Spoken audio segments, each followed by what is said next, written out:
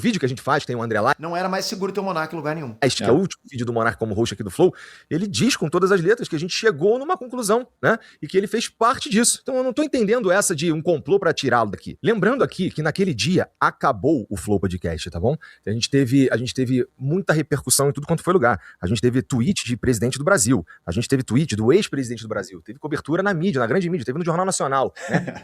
React, teve jornal do mainstream ligando para os meus convidados e tá tudo isso documentado na internet. Não precisa acreditar em mim, é só você ir verificar tudo, tá bom? Dá uma olhada no que estava acontecendo em 2022 na internet, você vai verificar tudo isso que eu tô dizendo. Acabou o Flow ali, a gente perdeu 100% de tudo que a gente tinha. Então a gente perdeu contrato para fazer transmissão de futebol. Eu discordo disso aí também um pouco, tá? Eu acho que, assim, o mais importante, talvez eles não tivessem perdido de imediato, né? Perderam os patrocínios, perderam tudo mais, mas a audiência, eu acho que não tinha largado mão deles ali. Boa parte do público tava apoiando eles ali, qualquer coisa que fosse, né? Mas até o AdSense eles tinham perdido, lembra? Até o AdSense. Isso que eu ia falar, cara. Pra operação funcionar, precisa de AdSense. Precisa de AdSense, precisa dos patrocinadores, é o mínimo AdSense, né, cara? É o mínimo, cara. Senão não vai pagar a operação. Então como é que eles vão continuar? Porque eu acho que é possível você ter um canal sem AdSense, mas você já tem que ter algum esquema já rodando pra vender, como afiliado, alguma coisa. Mas eles não tinham nada disso. Mesmo que eles cortassem a equipe toda, ficasse só o Igor, o Monark e o Jean ali fazendo podcast, e botassem pra monetizar, sei lá, vaquinha, Patreon, sei lá, qualquer coisa que seja assim, eles iam acabar perdendo isso aí também. Iam atrás de cortar até isso daí. Porque o Monark tava falando tanta coisa, tava comprando tanta briga, que, se bloqueou o Rumble, se bloqueou tudo.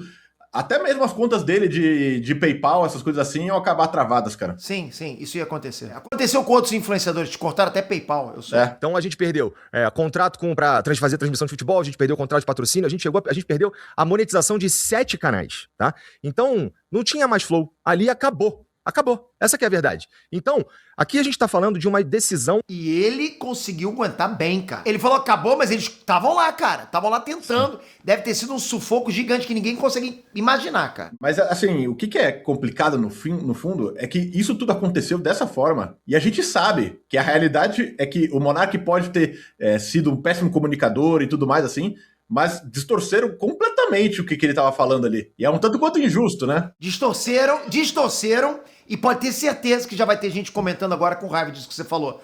Porque não consegue imaginar. As pessoas ainda batem na tecla que o Monark quis dizer aquilo, que ele é nazista. Galera, o Monark não é nazista, cara. Não tem como você pensar uma coisa dessa. E você pode ver que até gente do viés contrário ao Monark defendeu o Monark. Mas a gente não precisa ir longe, não. A galera que tá falando que a gente tá errado nesse sentido, o Ministério Público investigou. Teve investigação disso daí e foi arquivado, cara. Então, assim... Se ele fosse nazista, ele teria sido preso. Não sou eu que estou falando isso. É o Ministério Público, ok? Só que não tem jeito. Tem gente que vai bater na tecla, não. Então tá, se bater nessa tecla, eu quero que você, na hora de comentar, também fale, o Ministério Público errou. A Justiça errou. Tá bom, pode ser. Amor, tá bom? Que é talvez o centro desse vídeo e de tudo que tem sido falado ultimamente na internet, que é o contrato que eu assinei com o Monark, né? Cara, em 2022, naquele dia 8 de fevereiro de 2022, a gente estava aqui debatendo o que a gente ia fazer com uma empresa que não existia mais, né? O Flow acabou ali.